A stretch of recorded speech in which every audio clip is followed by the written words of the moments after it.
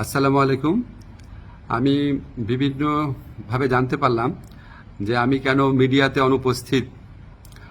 এটা নিয়ে সোশ্যাল মিডিয়াতে বিশেষ করে বিভিন্ন জল্পনা কল্পনা হচ্ছে এবং কেউ কেউ এই ধরনের আজগুবি কথাও বলছেন যে আমি নাকি বিদেশে চলে যাচ্ছি। আমি সবাইকে আশ্বস্ত করতে চাই যে এই ধরনের কোনো পরিকল্পনা এমনকি চিন্তাও আমার মাথায় নাই, প্রশ্নই আসে না।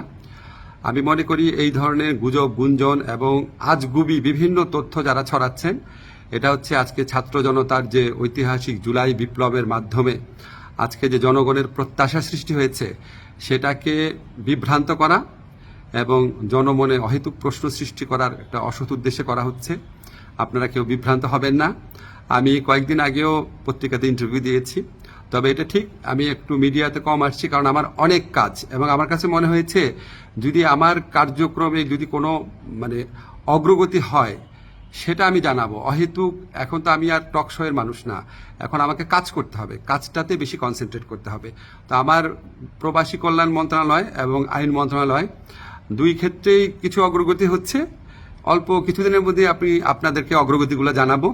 আর এই ধরনের গুজব গুঞ্জন যারা রটাচ্ছে তাদেরকে আমি অনুরোধ করব মিনিমাম ইনভেস্টিগেশন করে তারপরে এগুলি বলেন, না হলে মানুষ তো আপনাদেরকে মিথ্যাবাদী ভাববে, ঠিক না? এগুলি করা উচিত না। বাংলাদেশকে একটা নতুন বাংলাদেশ গড়ার জন্য, রাষ্ট্র সংস্কার করার জন্য আপনারা বরং পজিটিভলি আমাদেরকে সাজেস্ট করবেন, ভুল হলে বলবেন।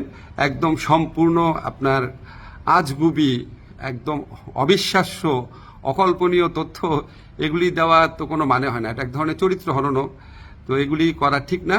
আপনারা আশা করি সকল বিভ্রান্তির অবসান ঘটবে আমার বক্তব্যের মধ্যে দিয়ে। সবাই ভালো থাকবেন। ধন্যবাদ সবাইকে।